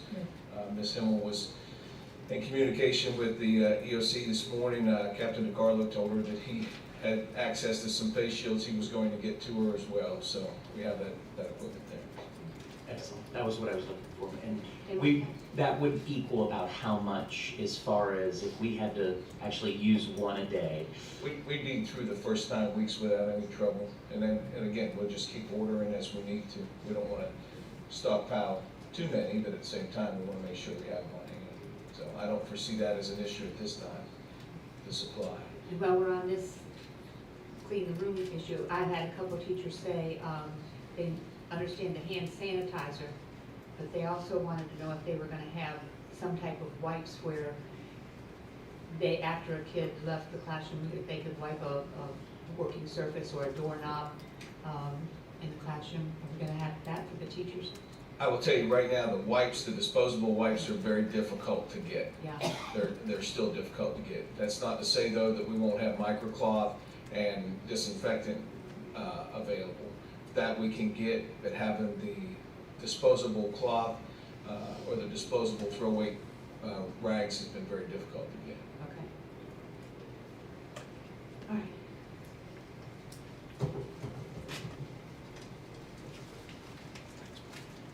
That it? Your time for comments or, okay, right. We have several. I don't know whether I have them in the order that you turned them in, so you're just gonna have to bear with me. Kenneth Wells? Kenneth Wells? Kenneth Wells? Kenneth Wells. He's coming this time. Go to the podium for a second.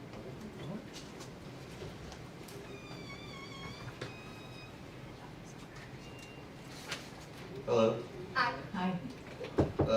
I'm an adult student at Withlacoochee Technical College.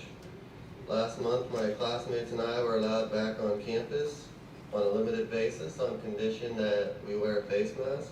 So I have personal experience wearing face masks inside of the classroom. And speaking for myself, I found them to be a nuisance. They made it difficult to breathe. They fogged up my glasses. They muffled the sound of my instructor's voice, making it difficult to understand what he was saying. And they gradually grew uncomfortable as the day went on. These things collectively have impeded my ability to learn, which is why I'm asking the school board to strongly consider giving students the option to not wear a mask when reconvening in August.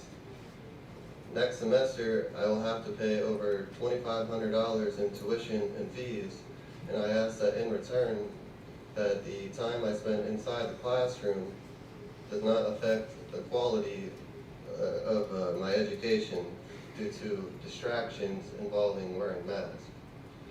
So that's all I have to say. Thank you. Thank you. Tabitha Wells?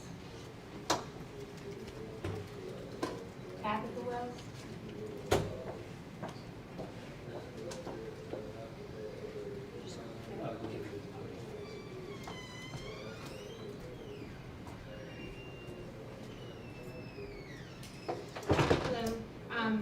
we're on a delay out there, so I don't know where I'm at, but my name is Tabitha Wells, and I had come here with full intentions of sharing my opinion with you after I saw what the meeting was about last night, but I have had some great opportunity today to hear Ms. Hemmel this morning and some of the discussions this afternoon, and I would really like to commend this board and Ms. Hemmel as the superintendent of Citrus County School Board, because I feel like we're all in a difficult place, and I feel like there's gonna be some animosity, some frustration, no matter which way we go, but, and I heard a little bit about what the gentleman before me said, where, you know, it makes learning difficult and things like that, and I feel like no matter what my opinion is or what your opinion is, what Ms. Hemmel has proposed is an amazing hybrid of how we can accomplish what we need to accomplish.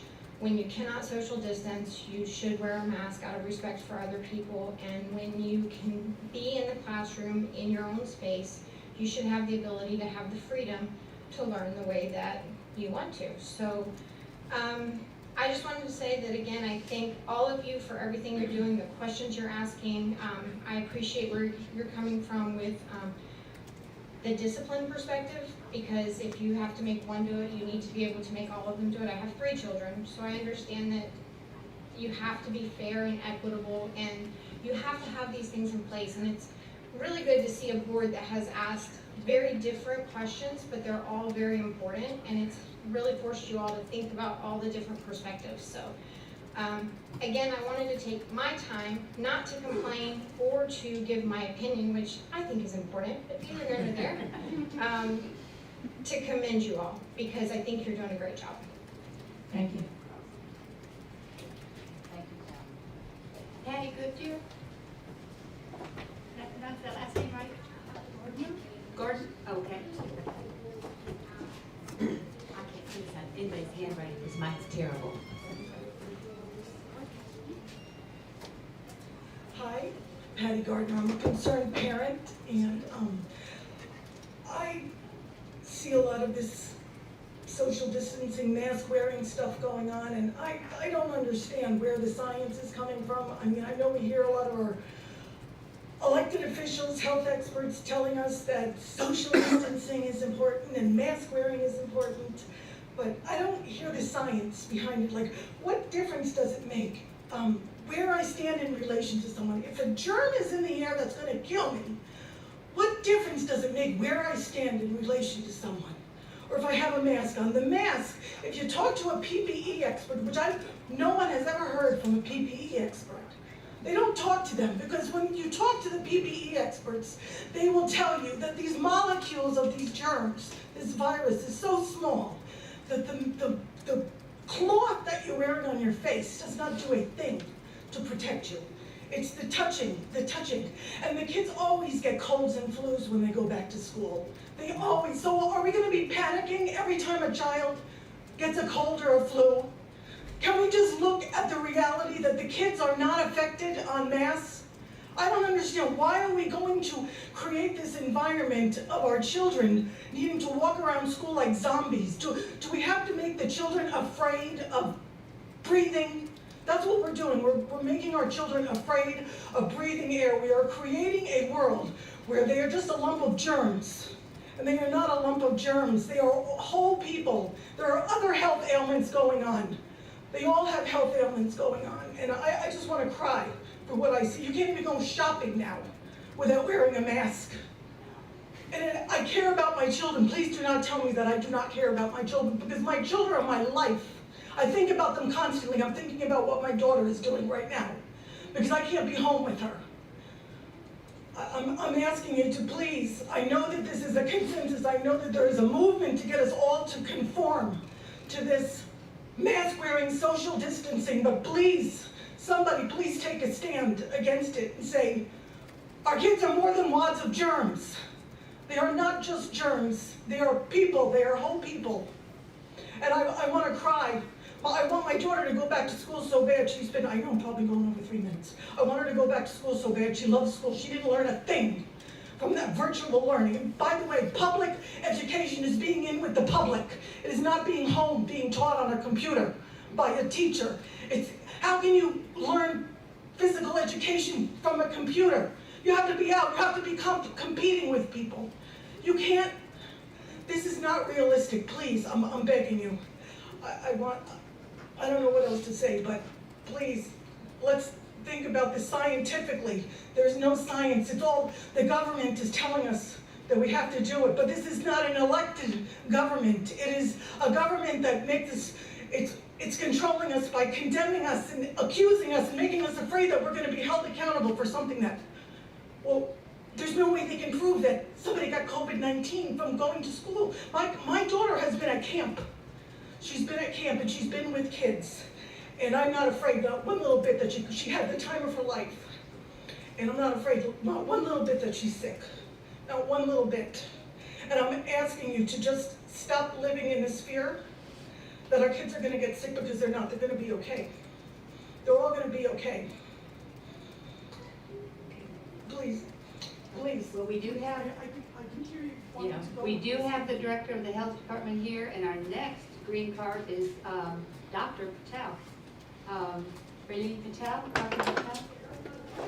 And maybe this will give you, if you stay just a little while, maybe we can answer and have Dr. or Mr. Rubio come.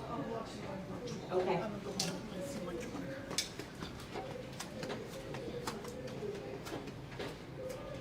Good afternoon, everybody. Thank you for this opportunity to address you. I would like to, but the previous person was not wearing a mask, and I really don't want to touch the podium. I'll be very honest about it. So I am here as a parent of two kids who attend school here, as well as a physician. I want to thank you all for all your efforts in doing the right thing. I want to stand here as a parent and a physician to say that masks and hand hygiene and social distancing really does make a difference. We do have physicians and nurses working every day with these very sick patients, and they all are doing the right thing, and they are not falling sick. So I just want to put that out there as a reminder. I would also, as a parent who has chosen to send their kids back to the brick and mortar school, like to know if there is a plan to share with the parents in addition to masking, hand hygiene, and what would be the cleaning protocol for between classes. And I know everybody's working very hard.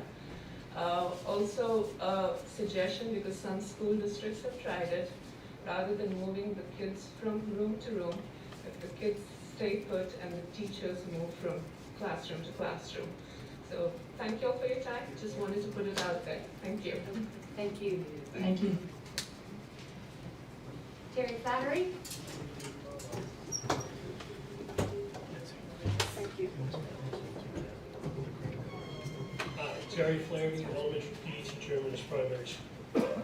I'm asking the board to support Mrs. Himmel's position on the masks. I think for the safety of the staff, for the children, and for the extended families that those children are going to go home to. As a teacher, I think it's important to keep the mandate, because if it was a choice, the masks become a toy. They become a plaything. And as a teacher, it's much easier to say, it's a rule, put that mask back on. It's an easier way to police it. I also like the fact that if it's a mandate, that anyone coming into the school doesn't have a choice. That everyone coming into the school must have a mask on. If they don't have a mask, they don't come in. So I'm asking the board to please support Mrs. Himmel's mandate. As a concerned citizen and as a teacher, I think it's the best thing we can do for our kids, our staff, and our families. Thank you.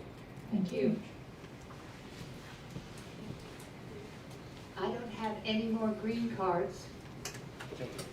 Are there any other comments? Any other comments?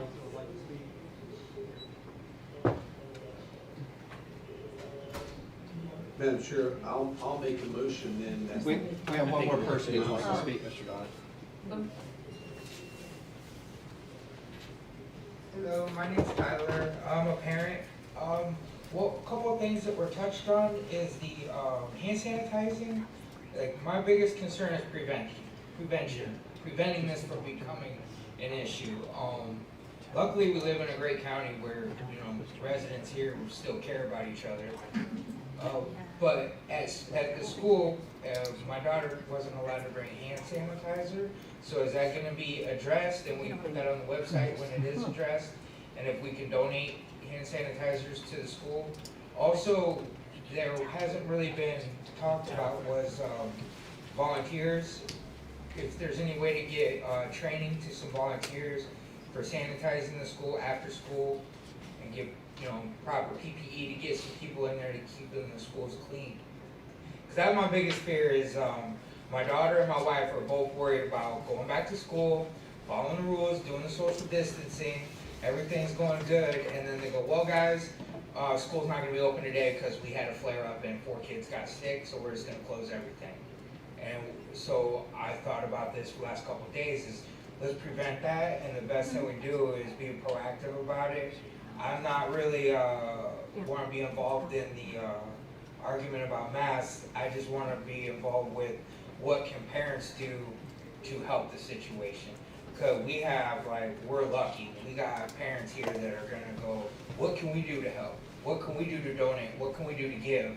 And that's one thing I would like to be addressed is that, you know, people that want to learn the proper procedure about sanitizing and disinfecting can come volunteer some time and make sure these schools stay clean so our kids stay safe. That's all. Thank you. Thank you. And we usually don't comment on citizens' comments, but at the last meeting, we did pass that. We did, at the last meeting, we said that kids would carry their own hand sanitizer. Okay. Yeah. And then the teachers will take it and distribute No, it, or? The child can keep it. Child can keep it. Okay. Yeah, but we'll have sanitizer in the room, but they can carry their own. That previously the code of conduct said they couldn't carry it. Yeah, that's what my understanding. We changed that. Okay. So for now, yeah. And then Tito had some information too about closing the schools, and that was a big thing that we brought up at the last school board meeting. And maybe I should let Mr. Rubio do it, but basically if we have a case, he will be able to tell us a classroom or a location at the school plan where the incident occurred. We have to sanitize that area or areas wherever it occurred. And he said we should be back up and at 'em in not less than 48 hours. That's my concern, is just the interruption. So it will not, we can move students into another area and sanitize that area. So that was a very good relief to us when Mr. Rubio said that last time. The volunteer parents is a really big untapped resource. I know, but we've got to be Think real about it. careful. Just think Now, about wear a it. mask if you come in. Just think about it. I mean, training on volunteering to clean those buses Is and. Mr. Bishop still here? Yes, ma'am. Yeah. Can you answer a little bit about if people want to volunteer to help us clean? That's a double-edged sword, you know, Yeah. we're gonna try our best. Proper training to clean. We've had a lot of conversation about that. We're trying to minimize the number of people coming into the building, because the more people come in, the less we know where they've been. You know, if we have volunteers traveling across the country, going to the epicenter, and come back into our buildings, are we being productive, or is that counterintuitive to what we're trying to do? So, right now, we're looking to limit volunteers coming to the school. So it's just gonna be complete limit of people at the school. In the plan we'll share with the board next week, volunteers will be addressed, and in that plan, it will say that to start a school for the first 9 weeks at minimum, we're gonna limit volunteers coming to the school during the school operation hours. Okay, thank you. All right. Mr. Rubio, do you have any update comments for us before we? Well, Did we answer? I think the only update I would say is, again, is what I reiterated last time, is that as we move forward with your plans and as we open up our schools, we will take everything that occurs on a case-by-case basis. I mean, these are new waters that we're all stepping into. And we will work together, your county health department and my staff and your staff will work together to ensure the safety of your staff and your students in your schools. So please be assured that you are not in this alone, and nor is anyone else, so we'll work together with it, okay? Thank you.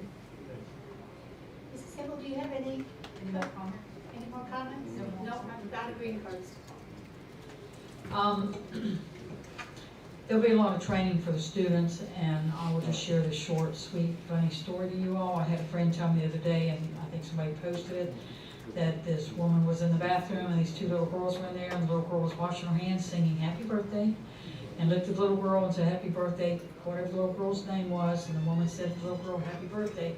She said, it's not my birthday. She said, we've just been told we have to wash our hands that long. So kids are listening. But I get the piece about the burden on the teachers, but something Mr. Fleury said, I do think it's easier for our teachers to say this is a rule, this is what we're going to go by. We will treat it, students not wearing them with kid gloves. I don't think I've ever brought anyone to you for expulsion for a dress code violation. So we will make sure that we will work with the kids and the parents and do everything in our power to make sure that we are successful with this. We know it'll be a challenge. We know there will be lots of things when we start school on the 20th that we may not have thought of, but you can rest assured that we'll be on it as soon as we find out. Okay? Any other business to come before the board? No, we need to make a motion. Oh, you want to vote? Yes, I'll make a motion that we approve the drafting of an emergency policy for mandating masks as we discussed here today. Second. I have a motion by Mr. Dodd, a second by Mr. Kennedy to approve the mandate policy for wearing masks for 90 days. All those in favor? Aye. Opposed? 5-0. Thank you. I would just like to let the board know and the public that the governor, it was just announced, is going to have a special press conference at 5 p.m. today regarding the upcoming school year. So we will want to stay tuned. And it will change. Flexibility and compassion is we're probably going to have to exceed the 90-day period on the mask mandate, but flexibility and compassion is our word of the year, I believe. So as long as we take care of our classrooms, our teachers, and our students, then we'll all be good. And hopefully, I know I just finished my last school improvement plan this morning with my schools, and I've done 4, and every one of them are really anxious to get back. Absolutely, the scores that we had going in to the closing, I wish we would have had those state tests. Those kids were on fire last year, and they were doing a great job. Our teachers were just, they have to be commended for what they did. And I know sending them home at that time, but the scores that I saw coming out of those little kids were just absolutely, we would have had a lot of these schools, I think. But they were good. So thank you to our classrooms, thank you to our teachers, thank you to our parents that make your decisions quickly, because we're going to bring your kids back to school. And Madam Chair, next week we have a scheduled workshop, correct? Yes. And what time does that start? 2 o'clock, I think, yeah, 2. Because remember, we have the budget, 5:30. Yeah, we have the budget at 5:30. And I did have someone ask about public comment at the workshop. And I know sometimes, we have the public hearing on the budget, but I told them they could come to the workshop for comment, and I know is there a problem with that? Absolutely not. Okay. Flexible. Okay, very good. Put it right I down. thought there wasn't, but I just wanted to make sure. But I think it's real important that we listen to these people, and I know that's why I asked Mrs. Bryant to read the we're gonna have a special meeting. the letter that she had from Beth, because we're not gonna please everybody. You're gonna have a special meeting for the policy, and then I think then go into the workshop. Traditionally, you don't have comment at workshops because you're not voting on anything. It's just a discussion amongst the board members. The public gets the time to comment on it when you are going to vote. That's how traditionally it is handled, Mr. Dodd. Yeah, well, and that's why I asked, because I think with the way it is today, and we're gonna be talking a lot at the workshop on issues with masks and with. Public's obviously allowed to come and watch the workshop, but you usually don't take comment, because you can't vote on anything at a workshop anyhow. Y'all are just having a free discussion, so. Right, but we will have public comment because it's a special meeting, and I'm sure that'll be posted as far as what time that'll be, but I mean, maybe going forward, we could entertain public comment. Well, let's remember, the workshop is for us to have a conversation with staff. That's the essential part of a workshop. So if you're asking to have a conversation about changing our policy, that needs to be something that we talk about then at a future date. Yeah, I'm all for public comment, so, you know, if we have to look at that, I would be for that. But right now, it seems like for next week, we'll be in a special meeting, so we can have public comment. I don't want to restrict that opportunity. I agree with you, Mr. Dodd. We're in different times right now. And so if somebody wants to come and speak, we, just like today, this was a round and it went very well. So I feel that with all these unknowns, that if somebody wants to come and say something to us, I think we need to listen to them. They can go first and then leave. I don't think it's important. No further business to come before the board? We stand adjourned. Thank you for coming. Thank you, Karen. Great.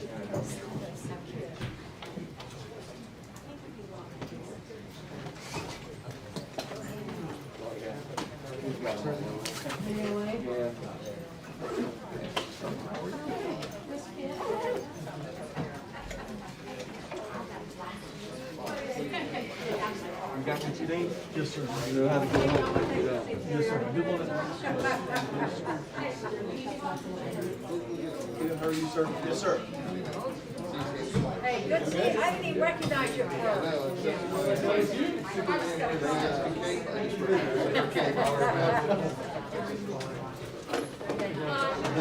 Best way.